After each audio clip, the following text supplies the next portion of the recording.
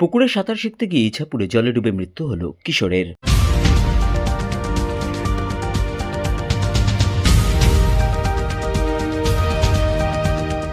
ইছাপুর কন্টাদার সাঁতার শিখতে গিয়ে জলে ডুবে যায় ইছাপুর রাইফেল ফ্যাক্টরি প্রাথমিক বিদ্যালয়ের তৃতীয় শ্রেণীর ছাত্র প্রিয়াংশু কাহার। তাকে উদ্ধার করে ব্যারাকপুর ডাক্তার BN বসু মহকুমা হাসপাতালে নিয়ে যাওয়া হলে চিকিৎসকেরা প্রিয়াংশুকে মৃত বলে ঘোষণা করে। ঘটনার খবর পেয়ে হাসপাতালে পৌঁছান উত্তর ব্যারাকপুর পৌরসভার পৌরপ্রধান মলয় ঘোষ।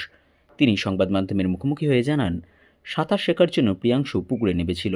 সাঁতার না জানায় সেই পুকুরে ডুবেই কিশোরের মৃত্যু হয়। তো বাচ্চাটা আমাদের কন্টার ধারে ওখানে 3 নম্বর মসজিদের পাশে একটা পুকুর আছে, ওই পুকুরেও সাঁতার শিখছিল। একটা থার্মোকলের ইয়েও ছিল ওর সঙ্গে। উনি জানতো না বাচ্চা ছেলে পুকুরটা খুবই জল, তো ডুবে যায়। সঙ্গে সঙ্গে না ওখানে তোলে, লোকজন জেগে তুলে JBM হসপিটালে নিয়ে যায়। ওরা প্রাইমারি ট্রিটমেন্টটা করে BN বসে পাঠিয়ে দেয় অ্যাম্বুলেন্স দিয়ে। এখানে এসে ডাক্তাররা ওকে মৃত বলে ঘোষণা করে। বাচ্চা ছেলে 9-10 বছর বয়স।